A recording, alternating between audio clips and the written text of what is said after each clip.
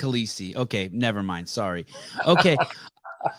What about this is going to be, I want to bring this up in the most gentle, wow. Yeah, she's great and Khaleesi's great. How about when Khaleesi walks out of that room all naked and the fucking whole place is on fire?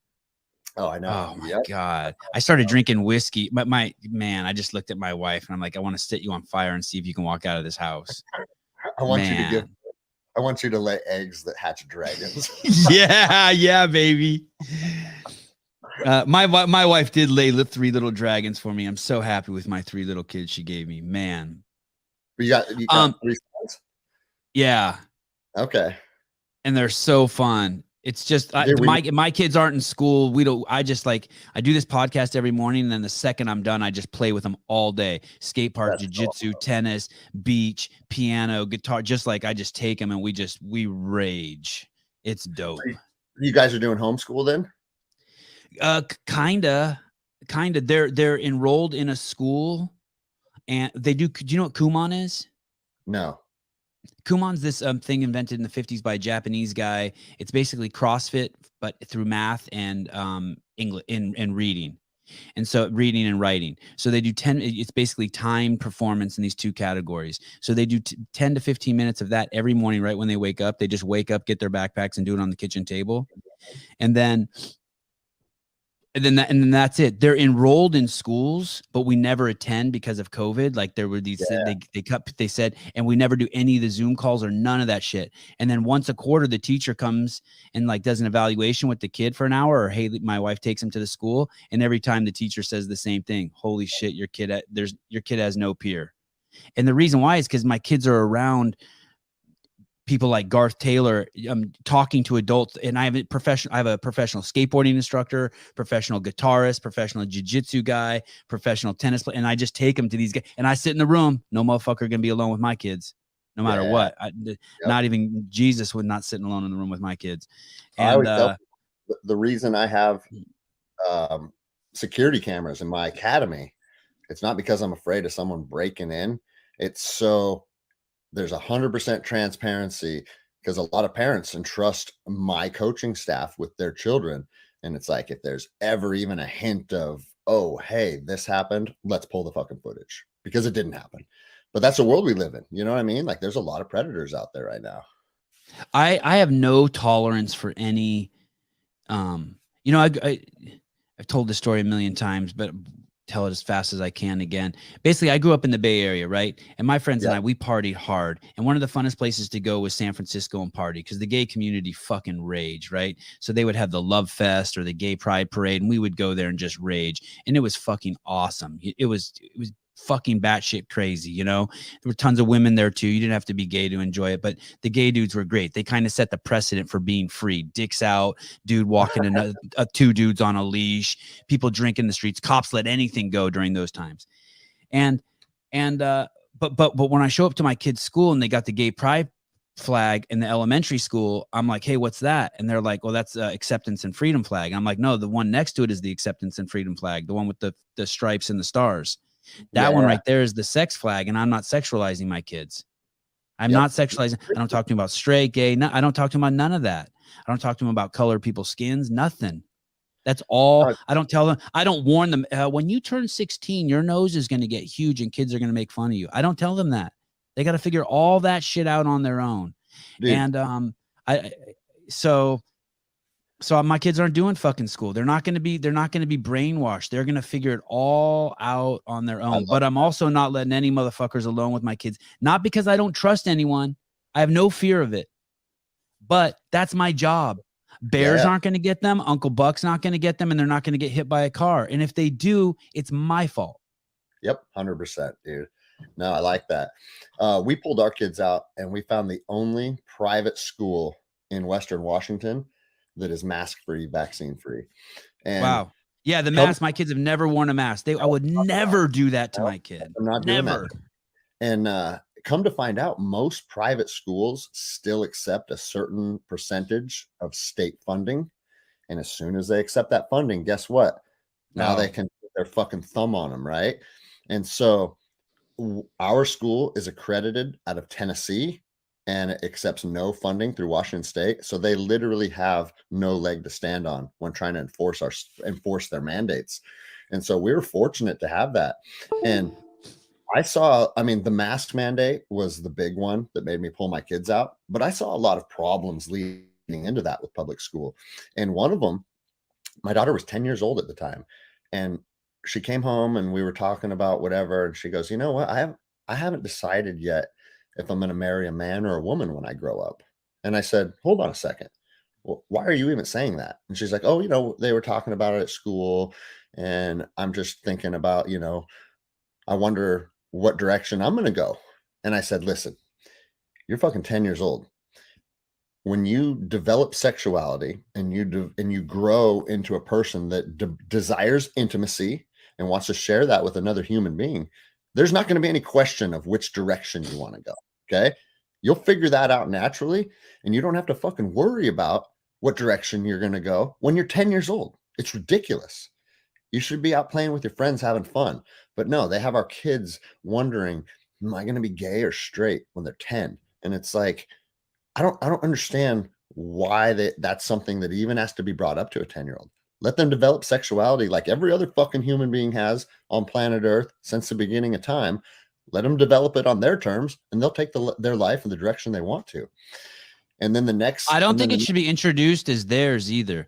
In the 8th grade, you show them 2 fucking zebras fucking and explain a penis and a vagina and procreation in the 8th grade. That's it. Yeah. Like, so why does that? It should not be about. And even bringing up marriage to kids. I'm very happy I married my wife. This is an that's an ideology that you're projecting on kids. You shouldn't be talking to kids about it. Yes. Fuck off. Maybe your kid's going to develop something new. Stop telling your kids how to think. Yeah. Let them grow them. They're not a bonsai plant that you're training to be small. Let them go big. And then the next straw that kind of like the thing that kind of pushed me over the edge, because everybody has the right to eat whatever they want, right? You find By the way, sorry, these are the same people who get mad at their kids when you swear in front of them. They're like, please don't say fuck in front of my kids. Fuck you.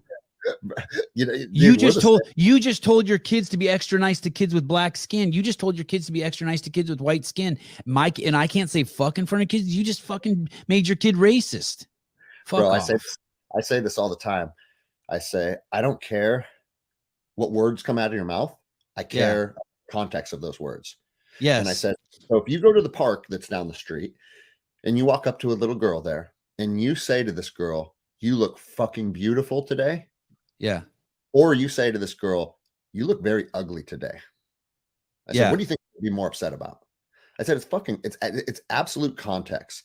And I don't change how I speak in front of my children because it's a word. It's vibrations through the air. It doesn't fucking matter. How are your words created to make another person feel? And if you're articulating words with the intent in making another person feel bad about themselves or feel like they're less of a human being, now we have a big problem. That's your words have power, and you need to understand that. But saying fuck, that doesn't have any power. It depends on the context of it. And it's I've always found that bizarre how our society has fixated on there's a handful of words you can't say. You can't say these. My God, dude. There's 2 words I don't let my kids say. Well, at least 2. I don't let them say disgusting, and I don't let them say bored. Nice. So like they can't see a bug and be like, that's disgusting. I'd be like, disgusting. That's one of the greatest creatures on the planet. Look at the wings and the way they're attached to the thorax.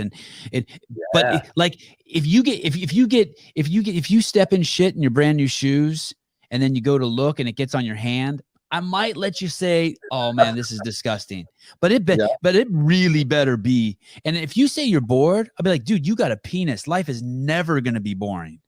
Bro, I don't understand. Like, what are you talking about? You're a human. There's not enough hours in the day as is. Being bored, I can't wrap my head around that. I don't let the kids at my jiu-jitsu academy say the word can't. Oh, that's good. Because it'd be like, all right, we're going to do break falls to technical get-ups right now. And I'll have 2 lines going down, and I have the kids that have experience go to the front so the other kids can visually see how the drill works. And then I'll hear kids say, I can't do that. And it's like, no. You might be good at it, but you absolutely are going to try it. And that's what I tell them. I expect two things from you. I expect positive mindset and the willingness to put in effort. You do those two things, you're going to have really good jiu-jitsu one day. But yeah, going back to the school thing, another one of the things that kind of pushed me over the edge was my daughter came home and said, my science teacher said that our family should go vegan because that's how you can combat global warming. And I'm like, and I was like, okay, before Oh I my even God. before I even begin, and dude, I'm a very like I'm a carnivore guy. I eat a lot of meat. That's been my Have you diet. ever been vegan? Have you ever been vegan? Have you tried it I've ever? not. No, no, Okay. no. And bro, I'm not even like to each his own, right? Right. And whatever diet works for your body, and we're not all the same, that's Right. fine. Right. And I said, okay, Have you been before I doing any of the raw meat? Have you done any raw meat stuff? I've no, been I've doing a not. bunch of raw meat. Okay. Do you know Sean Baker? Dr. Sean Baker, the carnivore? I know of him. I'm friends with the Liver King, so I kind of got like, Okay. I get a little obsessed with his, and I saw you, and by the way, I really appreciated the humility with the, you trying the 51 eggs and showing the video. That's dope. Yeah, dude. I thought I'd That be able to shit do is that. crazy. I thought I'd be able to do that. I was very, very wrong. You're like at But 26, you're like, all right, you win. Peace. 26 is crazy, dude. dude, I do too, and I'm like, I'm good. I'm I good. felt sick for like 5 hours after that. Oh, Liver King is a beast. But no, Sean Baker is he I need to have came up- Sean Baker on. I'd love to have him on. Sorry, go ahead. he wrote the carnivore diet book. He was on Rogan. He's a jiu-jitsu student of mine. He trains at my academy. I know, that's crazy. It's cool, man. And Yeah. so he moved up like 6 months ago, and just by chance, we had some mutual friends, and he started training with me. But no, so when I said to my daughter, she goes, my science teacher says that we need to go vegan because that's how you combat global warming. I said, what does your science teacher look like? That's Oh, that's my man. first question. And my daughter kind of looks down and smiles. She goes, yeah, she's fat. I said, how fat? She goes, really, really fat. And I said, okay, do we take nutritional advice from people that are really, really fat? No, fuck no. So just erase that from your mind right now. But that was one more thing. I was like, I got to get her out of here. And Unless you would take nutritional advice from her if she said, if your daughter would have said, we eat a lot of meat at my house, and the teacher would said, well, that's good. That's probably why you look like you're in such good shape. I'm vegan and you can tell I'm fat. That's some honest nutritional advice. Yeah, I mean that. No, and here's So, the weird thing about like veganism. It's like, listen, you can take any diet. You can take paleo, you can take carnivore, you can take veganism, and you can make yourself real sick by eating a bunch of sugar and a bunch of bullshit. yeah. You know? And it's like you see these things like, oh, well, this is vegan. Well, Oreo fucking cookies are vegan. All right. Right. So Right. the term vegan doesn't necessarily is not a sign of health. It's just that you don't eat animal products, and you can still fuck yourself up very bad, you know? You know what's hard is because I come from there. I come from Team Liberal, and Team Liberal has built its identity on not the truth, but on not liking Team Republican. Yeah. And so sure. it's so hard. It's so hard. You want to do everything to stay on your, it's amazing. Now I just can't even fathom it, right? As I sit here and talk to you, but I remember it just being so hard to like, I would be around these people. I was around Greg Glassman all the time, every single day. And he was a libertarian, and he would always say the left, the left. And as soon as he would say that, I would start to cringe, because my parents, I love them. They were from the left. You know, recently did you heard, I want to talk about Cain Velasquez. Are you in a hurry to go? We're approaching 90 minutes. Okay. No, if you I have to take a piss, you can always take a piss. As soon as you said that, I knew you were going to say Cain Velasquez. That's fucking bizarre. Oh, Like, I want to talk. I want to talk about that. But when Joe Biden said, fund the police, don't defund the police. I don't know if you heard that in his State of the Union. Yeah, I sat back and I was tripping. I was like, how can he say that? The cornerstone of the Democratic Party is to defund the police and was to destabilize everything, and to basically in my community in Santa Cruz, California, and many places in California, you can steal as long as it's not $950 or more. It's crazy. It puts all small businesses out. And when he said fund the police, so I called one of my liberal friends, and I was like, very, very, like, my best liberal friend, and I said, hey dude, did you hear that? And they go, what? And I go, Joe Biden just said fund the police. Are you tripping? And they're like, no, that's cool. What do you mean? And I go, well, that's the cornerstone of your party. They go, no, it's not. You can't categorize us all as one. And I'm like, to me, that's like saying you're Nazi, you're devout Nazi. But the one thing you don't like is that part where they take the Jews to the camp. I'm like, whoa, whoa, whoa, whoa, whoa, whoa, whoa, whoa, whoa, whoa. You can't start parsing in that shit out. How is anyone a Democrat after hearing him say that? I'm tripping. Do you see it the way I am, or do you see it the way my friend did? That, like, 100%. I see it the way you see it. Okay. And it goes back to, I need someone. I love this person, but I'm just like, how the fuck? Every time I bring up something fucked up the Democrats do, like, did you see one more quick thing? Sorry. Did you see the CEO of Pfizer recently just said that the first 2 shots hardly work, if at all? And I'm like, wait, you just made $38 billion selling Toyota Siennas, and now that we have them all at home, you're like, well, they don't work. You got to bring them back to us so we can put new engines in them. I'm like, what? Yeah, your shots don't work. Well, how do these people? Why isn't everyone just like, hold on? Sevan and Greg are right. Is the whole defund the police thing? Everybody knew what that would cause. Everybody knew that would cause chaos, that would cause disorder, that would make crime skyrocket. Seattle, like petty theft and misdemeanor crime, it's the highest in the country. And we're doing all the same stupid shit that you're doing. Oh, well, if it's this much, then we're not even going to dispatch a police officer. And if it's that much, we're not going to prosecute. And these criminals see exactly how the game is played.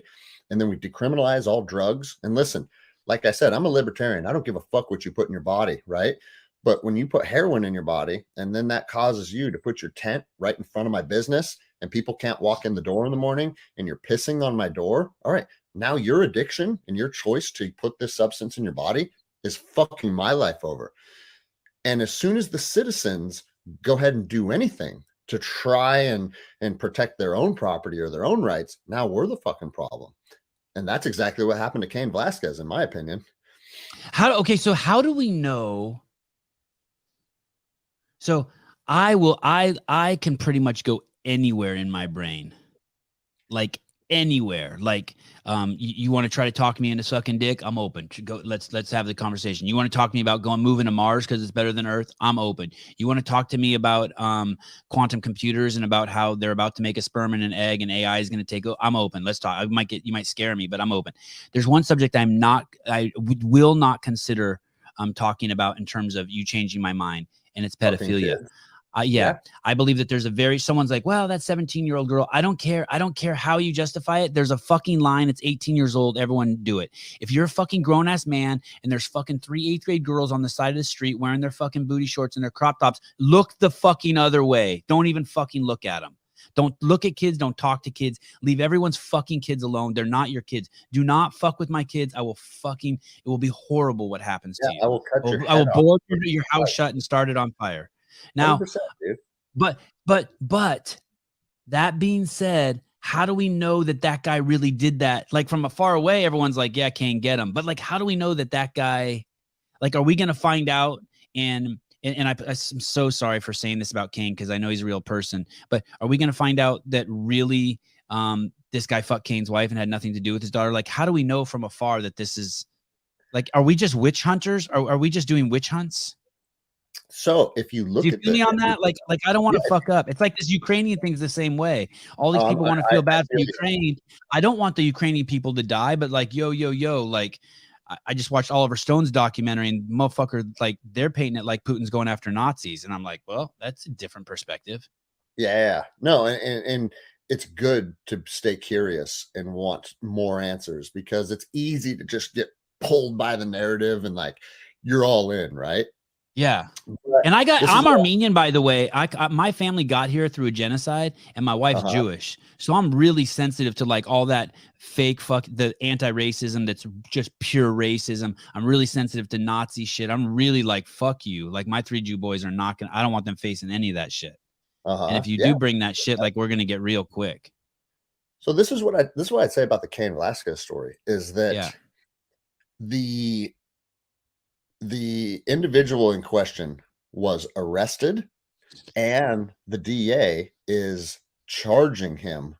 So both law enforcement and the prosecutor, whatever their evidence is, have come to the conclusion that we have enough evidence against this guy to Okay. arrest him and charge him. So that in itself means, and being a police officer, like that, if you have to have probable cause to arrest someone, that means, hey, I believe he did it. As a police officer, I believe he did it, and I can articulate why I believe that he did it based on A, B, and C. And I have these witness statements, or I have surveillance footage. Like I have all of this stuff that has led me to draw this conclusion. Then you arrest that person, you present it to a prosecutor, they're going to review it. And the prosecutor, a lot of times, will say, you know what? I don't think I have enough evidence to convict. So we're not going to take this case, especially in Seattle. That happens all the time. No, this prosecutor goes, yep, this looks good. We're going to push forward. He was arrested. He was arraigned. And the prosecutor even said, this guy's a danger to community and we want to request no bail. And the judge said, and this is how you know that the judge also agrees that there is a problem with this guy. Well, we're not going to keep him in custody, but we're going to put him in a halfway house. Okay. If you're going to put someone in a halfway house, that means, because halfway houses are technically custody. And I've dealt with halfway houses a lot as a police officer. So the judge is saying, I'm in agreement that this guy did this, but I just don't think it's dangerous enough to keep him locked up in jail. So we're going to put him in a halfway house. Dude, a halfway house has no security. You can walk out the front door. A halfway house is more of an agreement that I'm in custody and that I'm going to accept that this is where I need to stay until I go to court. Or sometimes they'll put you in a halfway house at the end of your sentence as well, right? Like, hey, you've shown good behavior, so now we're going to put you in. Exactly. It's halfway between being in custody and out of custody. Are you talking specifically about this case? This guy was put into a halfway house? No, hypothetically. Okay. Yeah.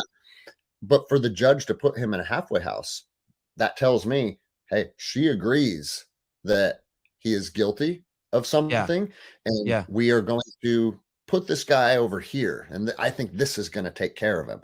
Well, anyone that's worked in law enforcement knows people walk out of halfway houses literally every single day. That's what they do. And so look at it from Cain's perspective.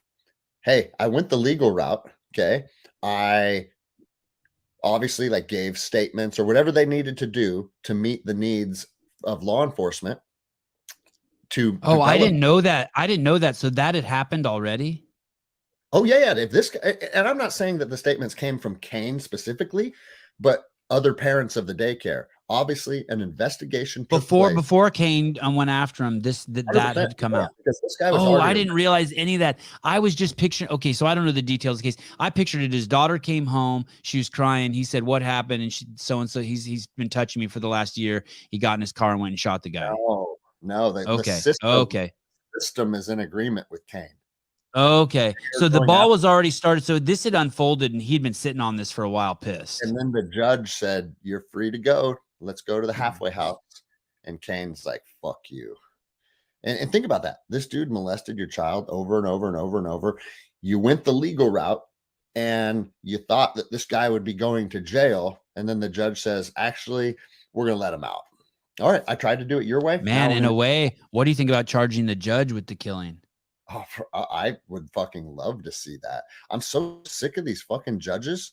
The judge didn't protect the molester. He should have kept him in jail.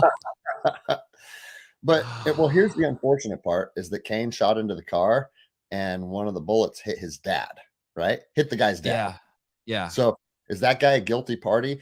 Not technically under the law, but if you're picking up your pedophile son, I don't have a lot of sympathy for you I because saw you wrote that. I saw you wrote that. Yeah. yeah, fuck you. You know, like if I found out that somebody that I was close with was touching 4-year-old kids, you were fucking out of my life now. I don't care if I'm Yeah. related to you or not.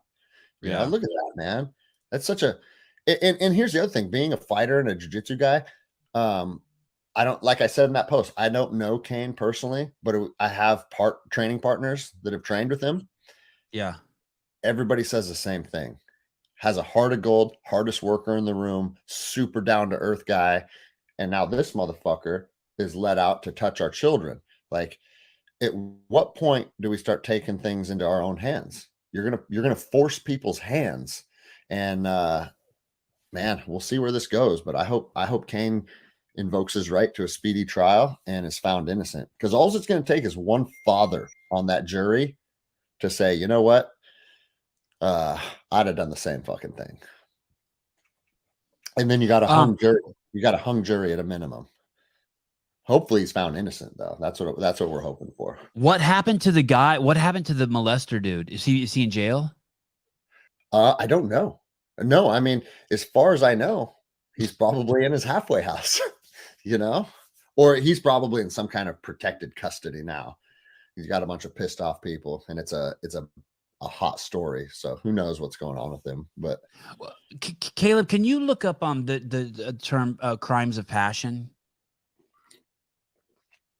Do you remember how old are you? You're 42, Greg? are you 41? Are you gonna talk about the guy that was sitting at the phone booth and shot that dude at point blank range and walked? Remember that story? I don't, but I remember being a kid and hearing a story about a woman who caught her husband cheating on her and ran him over in a parking lot and killed him, and she got off. Oh shit. And I remember thinking, wow, what the fuck? Well, let me let you in on a little secret about the judicial system. There is no such thing as innocent or guilty. What Okay. there is how do you articulate who you are as a person to the jury of your peers? Mhm. And if you can make, and I've sat through 100 trials as a deputy, that was part of my job, and I saw it over and over. If you can make the jury like you as a human being, Right. and think that you are a good person, that is how Right. you walk. That is how you walk, because they don't want to put a good human being into a cage. And so, in my experience, like if you're charismatic and you speak to the jury and you can create trust with them, then you form this little relationship, and that's how you're found innocent. And because I've seen two guys arrested. Wow. I like the way you Check said this that. out. I've seen two guys arrested together on the same case, but they weren't tried together because one of them invoked his right to a speedy trial, and the other one said he's going to waive his right to allow his counsel to build a better case, right? Uh-huh. The first guy was extremely charismatic. He was fun to be around, and the case was kind of bullshit to start with.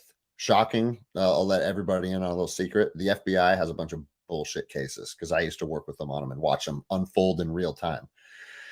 And the jury liked this guy right out of the gate. He would be like, the prosecution would be like, well, look at, this is a fraud case, and, you only made this much money last year, yet you were driving a Beamer, and how can you drive a Beamer if you only made $26,000? And he goes, does anyone want to see a picture of my Beamer? Because I'll show it to you. I said, and he goes, this prosecutor's over here trying to act like I'm living lifestyles of the rich and famous. This is my Beamer. And it was like an old, dilapidated, broken down piece of shit. And all the jury started laughing because they're like, oh, we're being played here. They're trying to act like this guy's a high roller. That's his car? Are you serious? That's the Beamer? That thing looks like it barely runs. And they all started laughing. And I could see, I told them, I was like, hey, you're getting the jury on your side. So I think it's a bullshit case. So I'm happy to like kind of coach you and tell you my perspective. He walked a free man, found not guilty of these fraud charges. His partner was found guilty and got like 15 years in custody because the feds throw the book at you when it comes to sentencing. And I remember I thought about that a lot because it's two guys that were charged with the same thing, that were part of the same organization. One's rotting in a jail cell and one's free. And the only difference was one was fun and charismatic, and the other was kind of a overweight introvert. And it's like, man, the judicial system we have, I mean, I'm not saying that I could come up with something better, but it is absolutely flawed. I mean, it's a human, at the end of the day, it's decisions made by human beings, and they're just inherently flawed, you know? Are you against the death penalty? No. I want to fucking string people up all over the place. But what do you do about that then? Like, so, and I really don't want to be mean. This is going to come across mean. I don't mean it as mean, but there's so many stupid people. And so how do you know that? Like, I mean, there's tons of dumb people. You know that as a cop, it's like you can't even believe some shit. Do you want to know? Isn't the jury aren't people going to be killed? Innocent people going to be killed if we have the death penalty? I'll tell you this. This is what they say. This is the saying that they say in the world of law enforcement. Do you know what a jury consists of? 12 people that were too dumb to figure out how to get out of jury duty. Yes. Yes. Like that's fucked up, scary too, right? And so I am not, obviously, I sit here and I say the system's flawed, and I say that what I just said is that it's people that can't figure out how to get out of jury duty. And when you see people that are convicted and sentenced to death, and then they find out through DNA 20 years later that it's wrong, that stuff's fucking horrifying, right? Yeah. And so I would say I would only reserve the death penalty for the cases that are like as fucking iron tight as you can have a case, and it's 100% clear, like this guy beheaded this little boy and fucked him. Like, okay, I don't want this person on Team Human anymore. He shouldn't be part of planet Earth. Let's fucking just get rid of him. But no, you're right. Everything's nuanced. There are no black and white, right? And like, I agree with you. Like, we see horrendous things happen in our judicial system where the wrong people get convicted. But I also think we need to let these monsters know that are attacking our children. I mean, I'll tell you, like, I'm not going to give any names, but the older I get, a lot of the girls that are very, very close to me that I've known my whole life, in our 30s and 40s, I'm finding out, oh yeah, I grew up being molested. Oh yeah, I grew up being molested. Oh yeah, I grew up. And it's like, did every fucking girl I know grow up being molested? Is this just fucking normal part of life? Guess what? It's a lot more prevalent than we think that it is. And a lot of these people that have opened up to me about it, they never said anything because they were little kids, 6, 7, 8, 9 years old. And they don't come to terms with it until they're 35, 40. There's monsters everywhere out there. And I would love to create a reality where if you're determined to be a fucking monster, we publicly hang you and we put it on pay-per-view. And you know what I'd like to see on pay-per-view? I want to see Biden and Putin box. Well, you want to see Biden get his head knocked off because Putin's a lifelong martial artist. I know. Hey, you know, funny too. I used to say this, and I used to use Cain Velasquez as the example. I used to say, you know what we should do with these pedophiles and with these people? We should do a pay-per-view event where they have to fight Cain Velasquez to the death. I used to say that. Wow. Cain is one of the fittest heavyweights to ever exist. And he's a scary, scary person in the cage. And I've fought in the cage before. And I look at a guy like Cain Velasquez and I think, no fucking way, dude. No way. And so, like, you want to generate money? Hey, you're going to get to watch Cain Velasquez fight the guy that molested his kids to the death. $200 pay-per-view. Fucking every household in America will be airing it. I think, and I'm open to being wrong on this, but I think that the fact that people are getting molested is not the issue. It's the symptom. And I'm not disagreeing with anything you're saying, but if we were going to take that route, I would really want to address the issue. And what do I mean by that? I mean that my friend Travis Bajent said this to me one time. He's a professional arm wrestler, big dude, 300-pound, all juiced up, just fucking dope, charismatic, beautiful man, right? His son just won the Harlan Award as the best Division II football player in the country as a junior. Oh, wow. And his younger son is the best high school quarterback alive today. And just an amazing father. Like when the world was telling this guy, hey, go out and get a job. He's like, fuck you. I'm raising my kids and I work at strip clubs at night. You know what I mean? Like this dude's the shit. Yeah. He's actually a role model for me for a dad. He doesn't even know it. He's younger than me too. Yeah. This guy, such a good, loving human being. Anyway. Yeah. He was the one that also taught me that if you weigh when he goes over 300 pounds, anyone who's over 300 pounds has to have a fan on them at all times. So like you need moving air on you. And he's so funny. Anyway, he told me one time, he's like, if a man does anything sexually that surprises you, you don't understand men.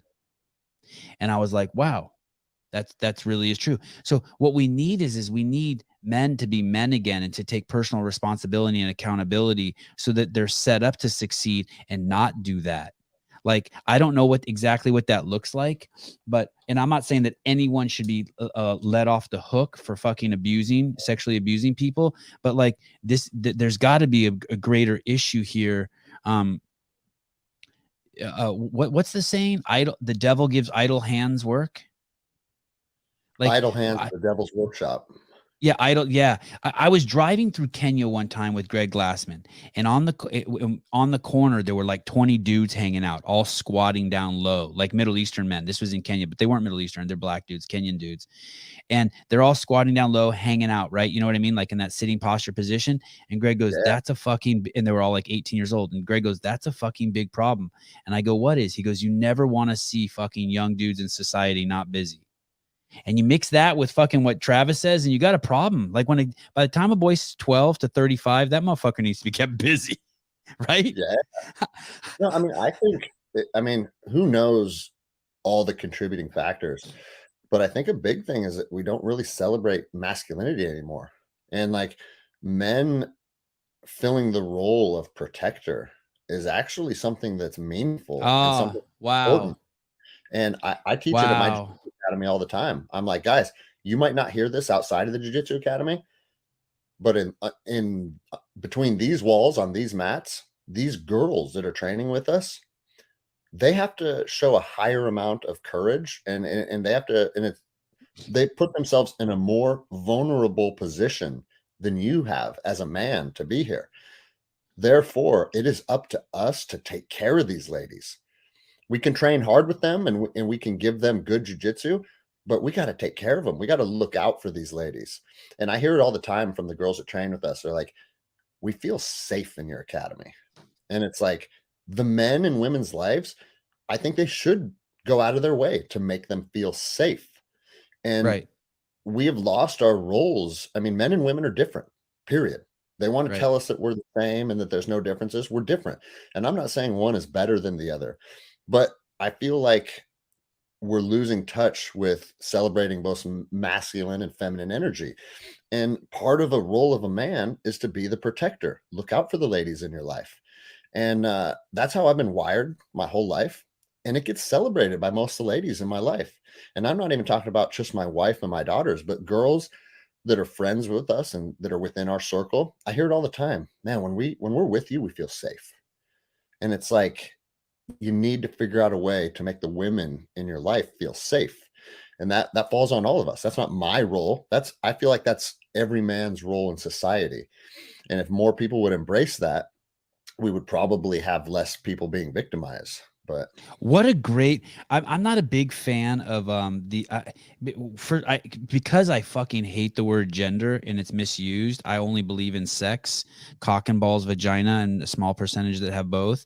And when it's conflated with gender, I fucking can't stand it. I had to correct my guest yesterday. Because gender is your imagination. And I don't even know what my gender is because I don't even think about it, nor do I give a fuck. I just know that I'm a man. But if I were to go down that, I really like that as the definitive quality of a man. And you told some story. It's interesting. A man is there to protect the tribe, and women are there to protect men from themselves. Kind of like my wife and your wife. Like before I go on the podcast, my wife would be like, hey, the racism talk, like I get really upset.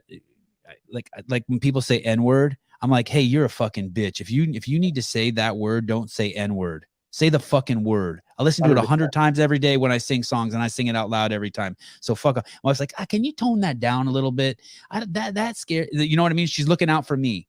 But my job she's protecting me from me. Just like Yeah. your wife protected you from you when she sped by that guy. But your job is to protect her. And I really like this. And same thing with my kids. My wife is there to protect my sons from me. You know, you know what I mean? Like I'll fucking snap on someone and carry them to their room and she's got to be like, yo, I got this, you know? And I'm like, okay, good. Yeah, that is what a great definition, smooth definition for a man. Your job, and then you would probably then how built into that, believing that men are to protect people, built into that is don't hurt people. Don't 100%. rob them, don't steal from them, don't punch them, don't molest them, don't do anything that's against their will. Yeah, that's a great definitive characteristic of man. And this is where, and I know I'm biased because I run a jiu-jitsu academy, but a lot of personality traits and characteristics can be honed on the mat. And if you teach people about these things and you put them in an environment where they get to actually implement them, like I see it in the little kids already, like the little kids like taking care of the girls, you know, and the ones that don't know how to do it yet, I'll talk to them and be like, hey, I saw you hit a throw and you threw her as hard as you could. Okay. If you want to throw him as hard as you can, that probably makes sense. But she's 3 years younger than you, and this is her second class. Why would you think that that's okay? And start making them think and ruminate on these different perspectives. And man, I'm telling you. Why do you have to say that to some kids? You've really touched on a really fucking sensitive point with me. My kids are fucking great. If there's a new kid in the fucking academy, the teachers always put him with my fucking 7-year-old gray belt. He's been there 3 years. He lets fucking everyone do everything to him. But there's always some fucking asshole fucking kid who's like 80 or 90 pounds who thinks he's going to go after who's 9 years old, who's going to go after my son who's 50 pounds and 7. And it's like, my kid would never do that to your 6-year-old. Like, no fucking way. I think a lot of people, and I don't even say children, because I see this in the adult class too. When they are shown their deficiencies and you shine a spotlight on their deficiencies, they get combative and they get aggressive and they're taking these deficiencies and they're attaching like personal emotions to them instead of detaching and saying, hey, you know what? This girl just kicked my ass because she has better jiu-jitsu than me. So what should I do? I probably need to get better jiu-jitsu. No, they allow frustration and anger to be the emotions that surface. And then their behavior is a reflection of those emotions. And so you see it on the mats all the time. I'll see a new guy come into jiu-jitsu, especially like if it's a young police officer or something. And I'll have like a 23-year-old girl just tie him in a knot. And a lot of times that's a hard pill for a man to swallow. And so I would say, like, if you're grunting on the mats, if you're trying to push someone off you and like all that shit, you're out of touch with how you should be training because you're allowing the emotions to dictate your behavior. That stuff is usually a result of having the improper emotions and instead of applying the correct emotions where, again, like to go back to, let's figure out how to find comfort in an uncomfortable situation. Now I'm going to try and dissect this with logic and with technique, but that's what jiu-jitsu teaches you. And if you don't adopt that approach, you're going to be getting strangled all the time by girls. And so like my daughter's 12, she's a gray belt as well. And she beats up 14, 15-year-old boys regularly, sweeps them, get on tops of them, arm bars them. And it's like, that's a tough pill to swallow. And I think about when I was a 15-year-old kid skating after school every day, getting in fights with other dumb skater kids. If I went to some academy and I put on a bathrobe and some 12-year-old girl started strangling me, and that's a tough pill to swallow. And people do one of two things with it. They either accept this as reality and I'm going to need to change my path and develop capability and become better, or I'm going to allow it to frustrate me and I'm going to interject ego and I'm going to have problems with it. And, jiu-jitsu, you either change or you see your way out. That's the only two options. By that, you mean you stop, you don't be a practitioner anymore. Okay. Yep. Yeah. There's people that I've seen happen plenty of times where it's so uncomfortable that they're like, you know what? I'm just going to hide from this. Because like Joe Rogan always says, you can't be full of shit when you're on the mats. When you're on the mats, there's a pecking order. And I don't say that with like negative connotations. Like No. When we're on the mats, it's like, I generally have a pretty good idea of who I can smash, who can smash me. And so does everybody else down the line. And once you kind of know where you fit in with a group of people, it's actually comforting. It's like, okay, I know my place. I know what I can bring to the table. I know my strengths. I know my weaknesses. And so does everybody else in the room. Would you roll with a blue belt or a white belt and let them tap you 10 times in a row? I roll with my blue belts and my white belts all the time, but this is what I tell them. I'll let you work, but I won't let you finish me. And the reason I say that is because if you finish me, I want you to know that you earned it. Right. And I got put to sleep by one of my white belts 6 months ago. And at the end of class, when everybody's lined up, I brought him up and I told the whole class, I'm like, Evan is 17 years old and he put a black belt to sleep tonight.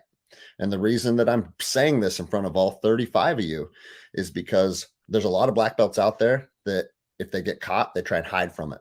Or they try and say, hey, I was letting you work. And then, and in my opinion, you are taking away from that person's accomplishment. And so I want my 100% you are. 100% you are.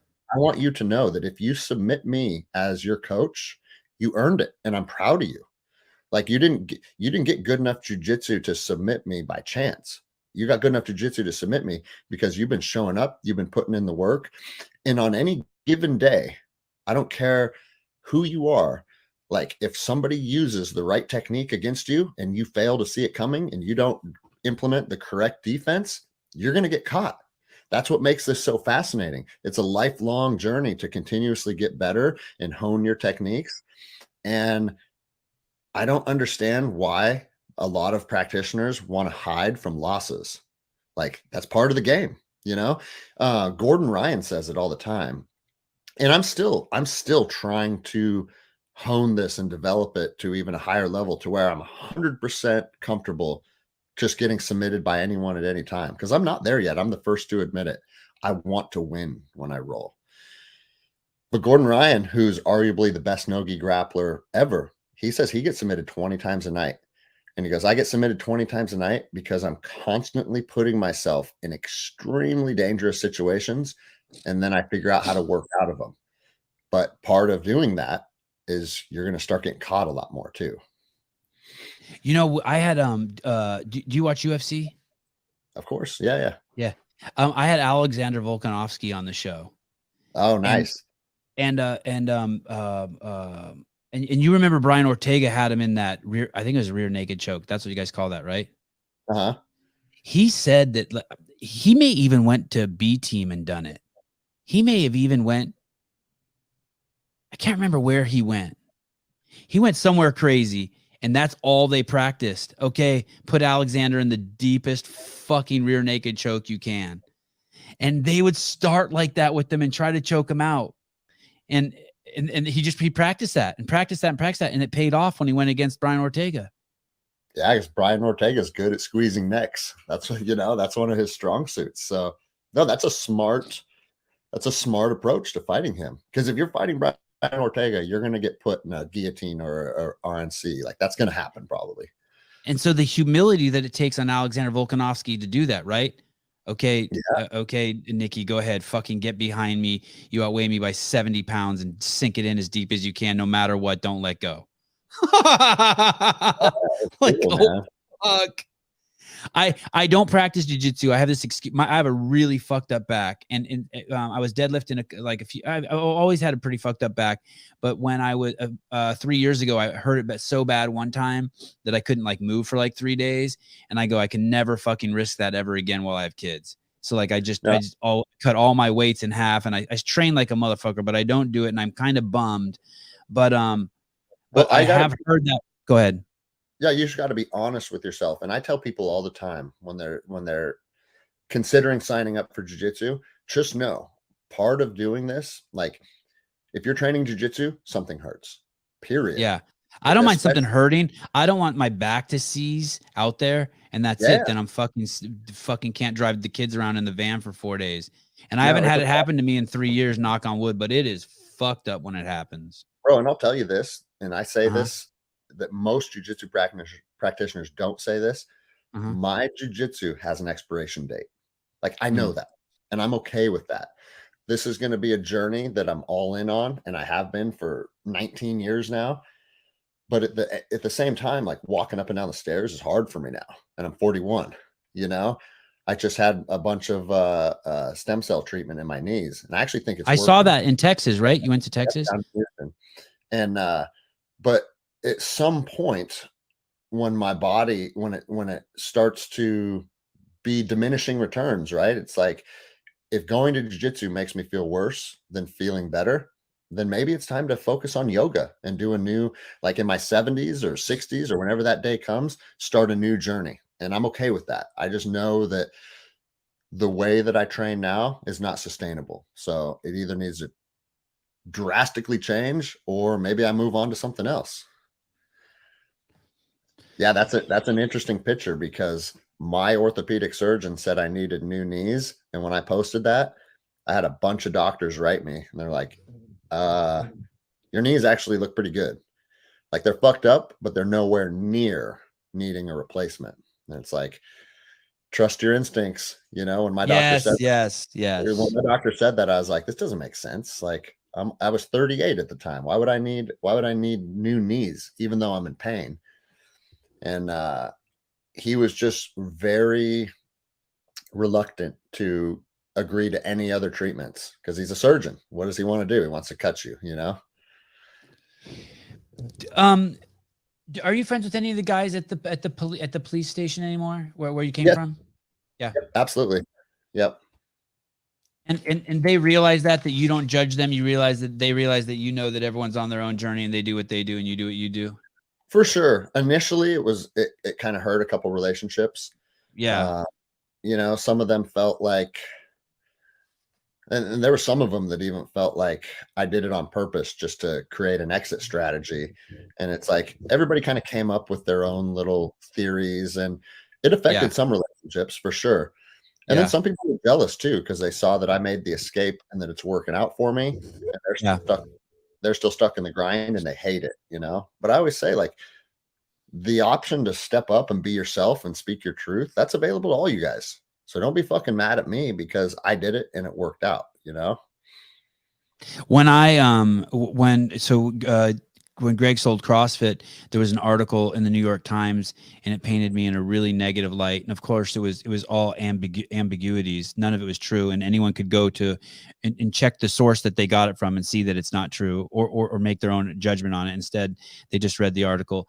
And in the incoming CEO, Eric Rosa, told some of the staff, "Is this guy going to resign?" So basically, I knew that I was fucked from day one, because this guy's woke as fuck, and he read the article, and instead of like addressing me directly or checking the podcast that was being referenced that I did, he said, "Is this guy going to resign?" And when I did get fired finally, I could tell like my friends who worked there were scared for me. Like, you know what I mean? Like, I felt it was an interesting way, the way they showed their love for me.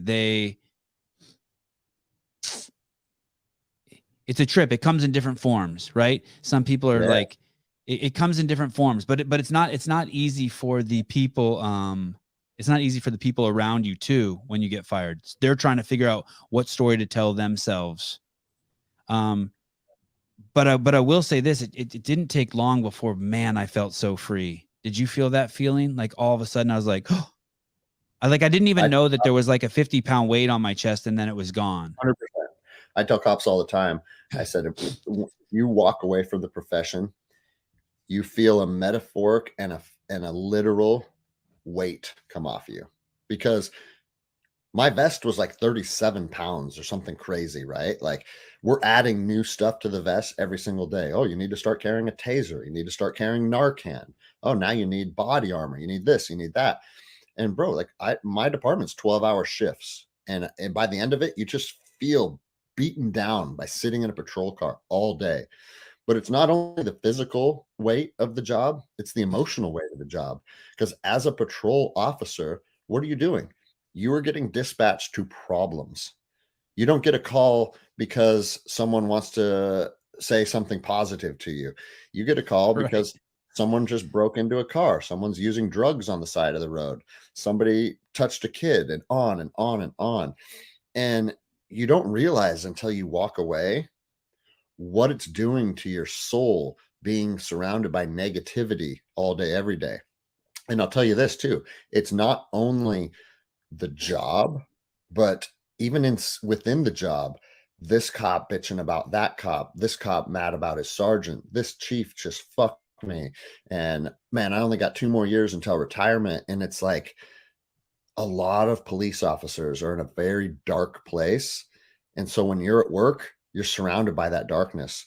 And this is what I tell cops all the time. I've yet to meet the cop that's been doing the job for more than a decade and is still like vibrant and passionate about it and loves Ah, putting the uniform on. I honestly think law enforcement should be a 10-year career from 25 to 35. Like young guys still figuring it out, still want to run and gun and get after it. yeah.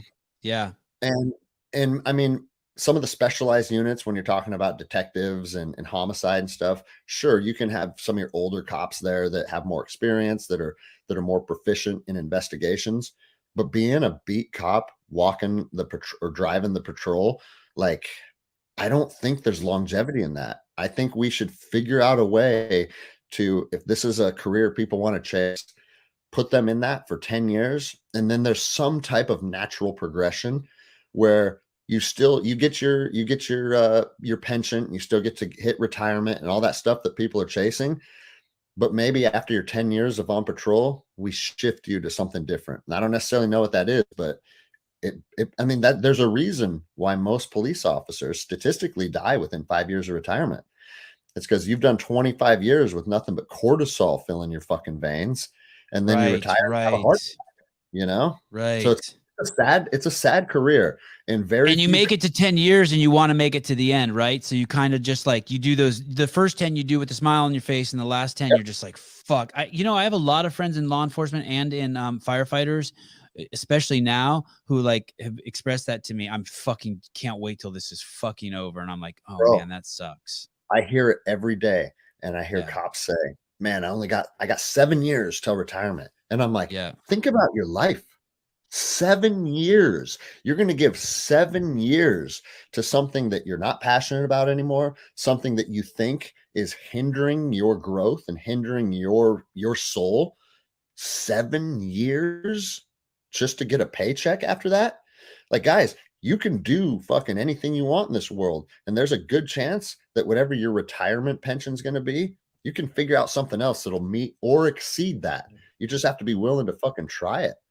But again, to go back to what I said, like I've been around death enough as a young man to know that this experience on earth Oh, is finite, and your lights are going to get turned off one day. And is that going to happen tomorrow, or is that going to happen in 40 years? I don't know.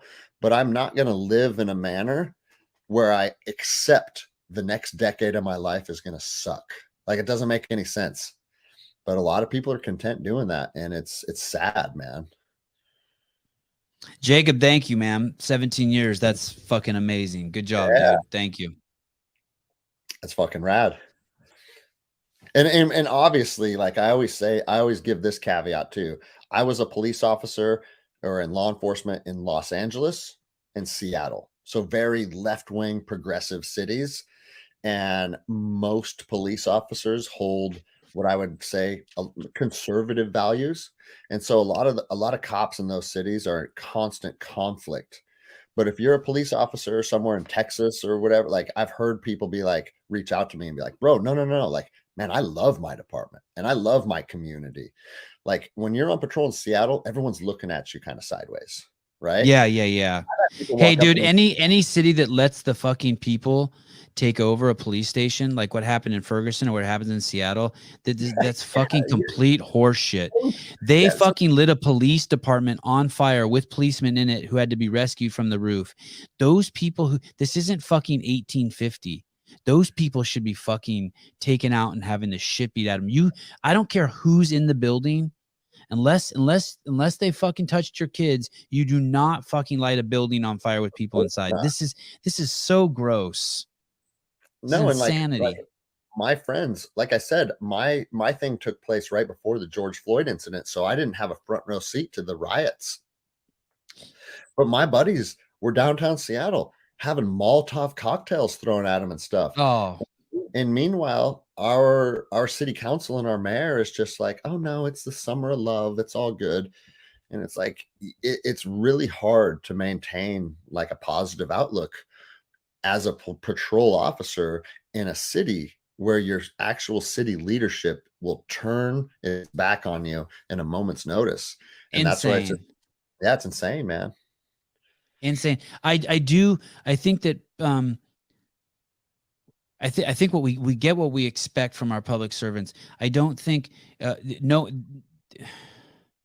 it's nuts that they did $700 million damage to Ferguson. It is nuts. It's nuts that people were allowed to do $30 million damage to the Capitol building. It's nuts. It's nuts that people were that the police there didn't use the force. I don't care if you're fucking who you are. No one should be getting close even to fucking that bag of trash AOC. Like, these are our public servants. No one should be allowed to hurt a cop at all. That's, man, they should, in my mind, they should always be given the benefit of the doubt. Police officers, always, always, always. There are public servants. We've asked them to be put in harm's way. This poor fucking lady who pulled her fucking taser instead of her fucking gun, and she's been on the force for over 20 years, and she's in jail. Who the fuck does that? It's not like she didn't shoot a fucking baby. She shot a fucking criminal. There's so many different layers to that, though, to unpack. I hope all of you who celebrated George Floyd, oh, my wife's going to be so angry if I say this. I hope all of you that celebrated George Floyd, I hope at some point one of your loved ones who's pregnant has a gun put to their stomach. Yeah, and gets mugged. It's bizarre. Do you know that if you put a gun to a pregnant woman's stomach, that baby and that woman will never be the fucking same forever and ever and ever and ever and never ever. You don't recover from that. It's bizarre. This isn't fucking Malcolm X. Malcolm X went to fucking jail and fucking read the dictionary and wrote every word in the dictionary on a piece of paper and reformed himself. This isn't Malcolm X. Yeah. You want to have a fucking hero? Malcolm X is your fucking hero, not fucking George Floyd. They have a fucking statue of fucking George Floyd. I made this post. I don't know if you ever saw it, but I said on the air that they made a post of George. They made a bronze statue of George Floyd sitting on a bench. It's like in Baltimore somewhere. And I go, hey, you know what they really need to do is they need to make a statue of George Floyd with a gun on a pregnant woman's stomach. And someone actually photoshopped that in, and I posted it on my Instagram. I'm like, come on, guys. No, it's weird who they choose to be their heroes. You know? Oh, it breaks my fucking heart. Hey, no, I don't believe for a second, if you want to look at the life through demographic of skin color, I don't believe for a second that the black community in the vast majority or even close views George Floyd as a hero. I don't believe it. I can't believe it. No, I mean, in my opinion, I can't believe it. It depends on how far down the conspiracy theory rabbit hole you want to go. But they just blew that incident up to cause instability, to make everybody hate police officers. And it worked perfectly. Our country was in yes. Months and months and months. And it was right as the COVID narrative was getting pushed down everybody's throat. Then they took an incident over here and made everybody hate cops. And then they used cops as their henchmen for a lot of their bullshit. And it's like, guys, can't you see they're using the media to pit us against each other? And man, I just wish there was a way to unify the profession with the community. And I mean, we'll see. Me too. We'll see what happens. I have to pee so bad, but there's two things I want to ask you still. Two crazy things. Caleb, can you pull up that airplane that's being de-iced on his Instagram account? I think there's a link in the there's a link. Yeah. Is that true that it cost $10,000 to de-ice a plane? That's what we were told, because part of our jurisdiction for the Port of Seattle is Yeah. Seattle Tacoma International Airport. So we're in the airport all the time. I had an office in the airport. And yeah, that's what I was told by when we were out watching the planes get de-iced. But here's the crazy thing. Once they're de-iced, they have like a small window to take off. And if they miss, they have to go through the procedure again. So that's exactly what I was going to tell you. I was in Chicago. Every single flight canceled. The airport's fucking packed. But I'm getting on a flight to India, and literally thousands of flights canceled. Mine's not canceled. I'm like, this is scaring the shit out of me. I'm looking out the window, and it's good. It's snowing sideways, you know, because the wind's blowing so hard. And I'm like, oh fuck, I don't like this at all. And I get on the plane. It's a big old fucking double decker 747. And I'm like, hey, why is this the only flight that's fucking leaving here? She's all, because there's people in India who need to come back. I'm like, yeah, that's not the answer I'm looking for. So we cruise out there onto they de-ice the plane, and we cruise out there onto the tarmac, and the pilot gets on and says, hey, we're turning back. There's a 10 or 15 minute window that we have to take off before the plane has to be de-iced again. And we didn't get off in time. I'm like, this is fucking horrible. Yeah, I think I would have just got off the plane. They turn the plane back around, they de-ice it again, and we go back out there onto the tarmac. And as we take off, I look over and I can see the stewardesses are holding hands. Oh shit, dude. I'm like, this is so fucked. But we got off, and literally within 30 seconds of getting off the ground, blue skies. It was 3:00 in the afternoon, and it was pitch dark because of the storm. And we got up, and it was fucking, I was like, yeah, baby. Next stop, Mumbai. That's funny. Okay, 10 grand. Wow, that's not cheap. What was my other question? Shit, I lost it. I forgot it. I wanted to talk about public breastfeeding. Oh, okay, let's do this. Will you pull that shirt up? We'll leave on a sour note. I'll be really aggressive towards Greg here. You guys will like this. Look at this shirt. This guy fucking claims that this is his best favorite shirt. This is many years ago, people. Do you still own this shirt? When I see a hand like this, I just think of racist, sexist, homophobic commies. Man, what is this shirt? And look at me digging through your shit. I'm like, okay, if this guy gets out of line, I'm bringing this shirt up. So you see what it says? It says CrossFit Lake Stevens Summer Scuffle. Okay. So that was a CrossFit event at our gym. And like I said at the beginning of the podcast, I don't run the CrossFit side of the house. I run the jiu-jitsu side of the house. Well, you tell that guy he needs a new logo, because that one triggers I got still a little bit of liberal in me, and that triggers me. That is every time 268 weeks ago. That was before. I think that was before that symbol meant anything. You're a reformed man. Oh, they took it from you. Okay, good. All right. What is that? 6 years ago. Don't take it down. I'm gonna take a picture of this, and then I'm gonna send this to the person that made this shirt and be like, bro, I'm catching flack from your shirt 268 weeks later. Oh, I still have a little liberal in me, hunting people down for their past. Greg, thank you. Yeah, really, I've always wanted to have you on. It's so exciting. I followed your story from the beginning. I was like, wow, wouldn't it be cool if I could talk to this guy and meet this guy? Bro, that's been one of the most exciting parts of this whole journey, is just connecting with all these different people across the United States. And especially now that we have the technology to facilitate this, just sitting down and having conversations with people. You don't realize how important that is until you start doing it more and more often.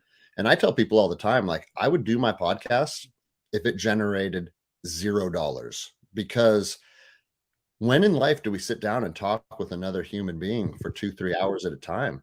It's not really part of what we do anymore, but it feels good, and it helps you gain perspective, helps you learn about other people. And man, I just recommend, like, take the time to have conversations. Don't worry about if we're going to put it out on YouTube or not. Like, do this with people in your community. Do this with people on your jiu-jitsu team. And it touches you in a primal way, for sure. Well, thank you. I've come a long way thanks to people like you. I appreciate it. Caleb, thank you. All right.